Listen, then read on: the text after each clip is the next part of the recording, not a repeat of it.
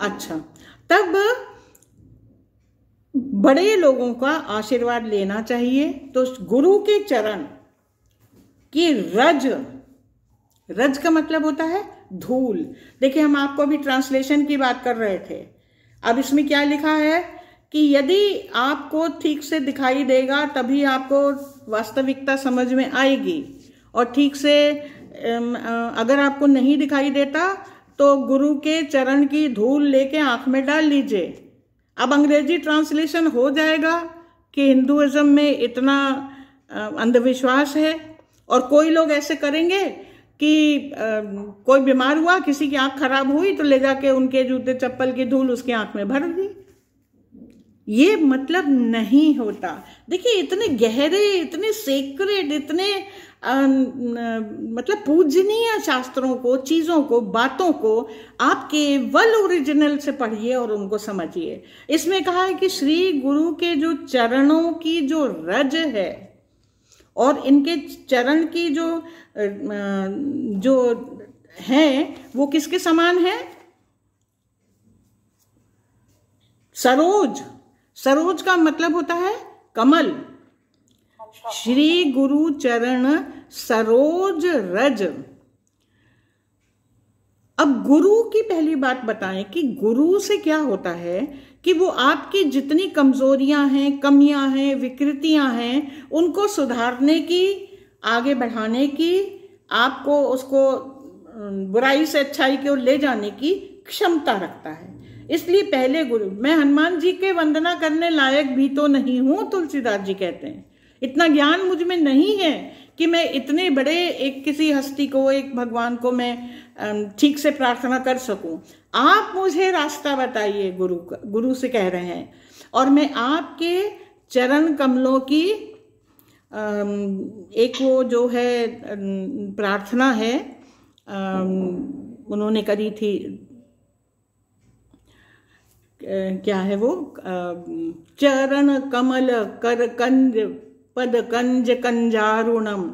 श्री रामचंद्र कृपालु भजवन में है कि आपका मुख कमल, नयन कमल, हाथ कमल, पद कमल, मतलब इतने कोमल, इतने अच्छे, विकारों से रहित। कमल का असली अर्थ होता है विकारों से रहित। संसार के विकारों के बीच में खिलता है लेकिन वो उनसे अलग रहता है। तो उन चीजों में रहते हुए भी इतनी खूबसूरती से इनके कमल जो होते हैं वो फिर भी शुद्धता में बने रहते हैं। तो इन पावन कमलों की जो रज है वो मुझे दे दीजिए आप। गुरु के लिए उन्होंने क्या कहा है? एक जो भी किसी मत से जुड़े हैं, जैसे स्वामी चिन्मयानंद जी का भी जो है प्रतिष्ठान है, या और भी जैसे हरिहर बाबा का है, या गीता आश्रम है, सब जगह सबसे पहले गुरु की वंदना होती है। और उसमें जो वंदना एक कॉमन है, जो हर जगह होती है, वो है अज्ञान तिमिरांधस्य ज्ञानांजन शलाकया। अज्ञान का तिमिर, तिमिर माने अंधेरा, अज्ञान का जब अंधेरा जबकि बस गया आंखों में, आंख के अंदर, तो कैसे जाएगा? उस आंख में कोई दवा डालनी पड़ेगी कि ये जो बीमारी आ गई अज्ञान की हटे। पुराने जमाने में दादी नानी एक शलाका होती थी, एक ऐसी पतली सी सींक ऐसी होती थी, मेटल की अधिकतर, और उसमें थोड़ा सा काजल लगा के वो बच्चे की आंख में ऐसे यूं लगा देती थी, अंजन जिसको कहते थे, तो उससे आंख ठीक हो जाती थी। तो ये जो ज्ञान की शलाका से अंजन लगाना है, मतलब गुरु के चरण से जो गुरु जो देगा हमें अपने आशीर्वाद से जो ज्ञान है, उस ज्ञान का अंजन हम अपनी आंख में लगाएंगे यदि, तो जो अज्ञान का अंधेरा जो कैटरैक्ट हो गया है ना, वो हट जाएगा।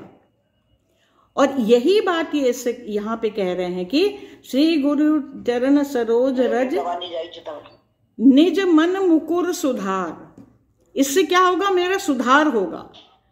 तो आप गुरु की कृपा मुझ पर दीजिए। और सुधार किस चीज का करना है मुझे? क्या हुआ उषा जी? कुछ हो गया प्रॉब्लम? उषा जी को म्यूट कर दो अल्पना। परेशान ना होइए, अपने आप ही आएगी। मैंने अच्छा सबको म्यूट किया है लोग सेल्फ में। अच्छा, तो इन्होंने क्या करा है कि निज मन मुकुर सुधार, गुरु की यदि कृपा मिलेगी मुझे, तो निज मेरा मन दर्पण कहलाए। एक गाना है ना, सुना होगा, मेरा वो मन दर्पण कहलाए। मेरा मन जो दुनिया में होता है, जो बाहर की दुनिया में होता है, वो मुझे मन के द्वारा मैं उसको ग्रहण करता हूं और अंदर चला जाता है। ठीक है।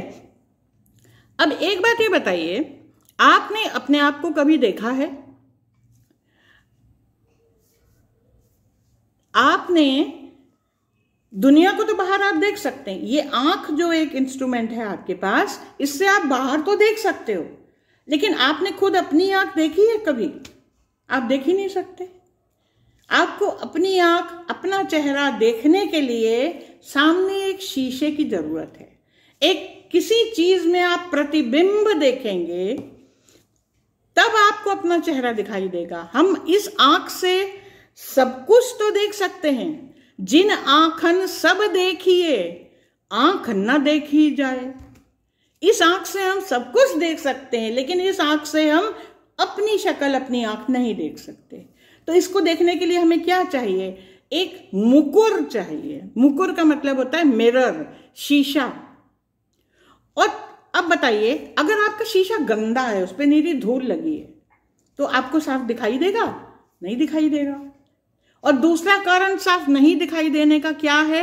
यदि हमारी आंख में धुंधल का छाया है, यदि हमारी आंख बंद है, यदि आपकी किसी कारण से कोई बीमारी से आंख मूंद गई है, या उसमें कुछ कीचड़ कंकड़ घुस गया है, या उसमें धूल भर गई है, तो भी आपको सामने साफ नहीं दिखाई देगा। तो दिखाई देने के लिए शीशा भी साफ होना चाहिए, आपकी अपनी आंख भी साफ होनी चाहिए। हम इस दुनिया में रहना नहीं जानते प्रभु, आपने हमको यहाँ भेज दिया। हमारे कर्म, हमारा धर्म, हमारे कार्य, हमारा विचार, यहाँ तक कि हम अपने मन में भी क्या सोचें, क्या समझें, क्या संग्रहित करें, क्या छोड़ें, हम ये भी नहीं जानते। तो हमें ये कौन बताएगा? इसको समझना है हमें। इसके देखने के लिए जो मेरे मन का आईना है वो गंदा हो गया है, धुंधला है, मुझे नहीं दिखता। अब दिखने के लिए गुरु आप कृपा करिए, इस मन के आईने को पहले साफ करिए, और फिर मेरी आंख को भी, मेरी क्षमताओं को भी साफ रखिए। तब मुझे साफ आंख से, साफ शीशे में मुझे अपना चेहरा दिखाई देगा। इतनी बात समझ में आ गई? सबके समझ में आ रही है? देखिए, अगर समझ में आ रही है तो बड़ी मजेदार बात है, इसको आप एक बार सोच लीजिए। हमें अपने आप को देखने के लिए एक शीशा चाहिए, हम अपने आप को वरना नहीं देख सकते, और उसके लिए शीशा साफ होना चाहिए।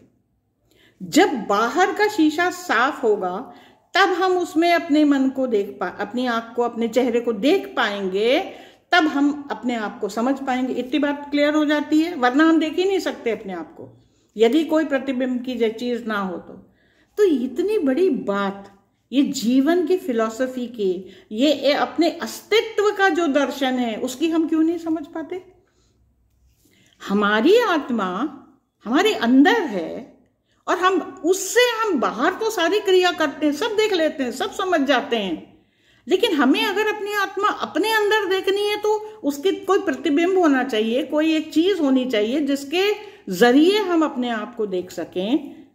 ऐसा हम क्यों नहीं समझ पाते? और यही बात हनुमान जी से हम लोग प्रार्थना करके कही जा रही है।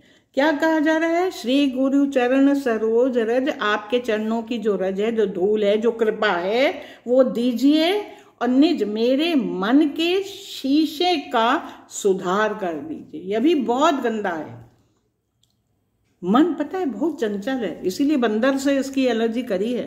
बंदर की तरह है मन, और बंदर को बंदर ही संभाल सकता, और कोई नहीं संभाल पाएगा।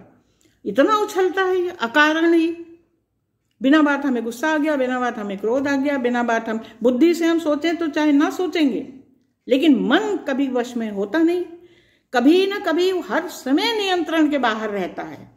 और मन की एक और बात है, इतना शक्तिशाली है, हमारे पूरे अस्तित्व को वो नियंत्रण में रखता है। अगर अभी आप बैठे बैठे अपने मन से सोचें, हम उस दोस्त के यहाँ गए थे, उसने कितना खूबसूरत गुलदस्ता दिया था, फूल याद करिए, मन में फूल की कल्पना आई, आपके पूरे शरीर की केमिस्ट्री में वो एंजाइम्स बनने लगेंगे, जहाँ वो फील गुड वाली फीलिंग आने लगती है। वाह वाह, फूल कितना आनंद, कितना अच्छा। किसी, और चाहे कल परसों नहीं, 10 साल पहले किसी से झगड़ा हो गया, उसने हमें कई बुरी बातें कह दी, आज हमारा मन यदि उसको याद कर ले, अनायासी वो व्यक्ति चाहे हो भी ना, अब क्रोध भी आ जाएगा, गुस्सा भी आ जाएगा, पूरी केमिस्ट्री विकृत हो जाती है। क्योंकि मन यदि विकार में आ गया तो हमारे न मन को, न शरीर को, न आधी बीमारियां, 10% बीमारियां शरीर की होती हैं, 10% अननोन कारणों से होती हैं, 80% बीमारियां मन की विकृति से होती हैं। आप अभी सेक्स के बारे में सोचिए, अलग तरीके के हार्मोन, कुछ हो नहीं रही है हरकत, मन के संचालन से आपका पूरा अस्तित्व प्रभावित होता है। और हम मन को कंट्रोल में नहीं रख पाते, हम इसको अपने वश में, उसकी ऊर्जा को हम संभाल नहीं पाते।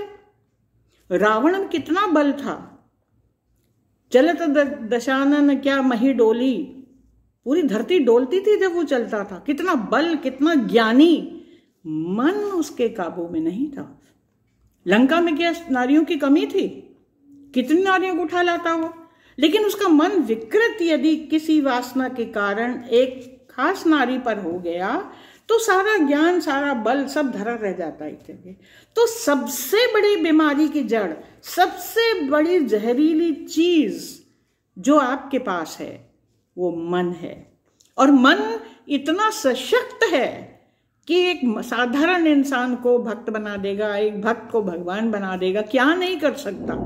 तो हम हनुमान जी से ये प्रार्थना कर रहे हैं, इतना सशक्त आपने एक मुझे एक ये इंस्ट्रूमेंट दे रखा है, लेकिन ये पता नहीं क्यों मेरे काबू में नहीं रहता, मुझ पर ये कृपा करिए, मुझे ये तरीका बताइए, आपने क्या क्या किया मैंने समझ लिया, अभी वर्णन करेंगे उसका, आपने सब कुछ कर लिया, आपका मन आपके वश में। सुग्रीव को उन्होंने जब देखा पर्वत पे, उनके वो मंत्री थे, बाली को जब मार दिया, जब सब हो गया, तो वो खुद ही ना राजा बन जाता, वहां इतना बलवान था। जब लंका पे विजय प्राप्त करी तो जरूरत क्या थी कि विभीषण को राजा बनवाते, वो कहते तो राम इन्हीं को राजा बना देते, कहीं कुछ भी कर लेते। उनका मन उनके नियंत्रण में था, उनको प्रेयस नहीं चाहिए था, उनको श्रेयस चाहिए था। मुझे राज्य नहीं चाहिए भगवान, मैं आपका दासी उचित हूं, सही हूं, क्योंकि इसी से मैं पुरुषार्थ कर सकता हूं, इसी से मुझे कृपा प्राप्त होगी।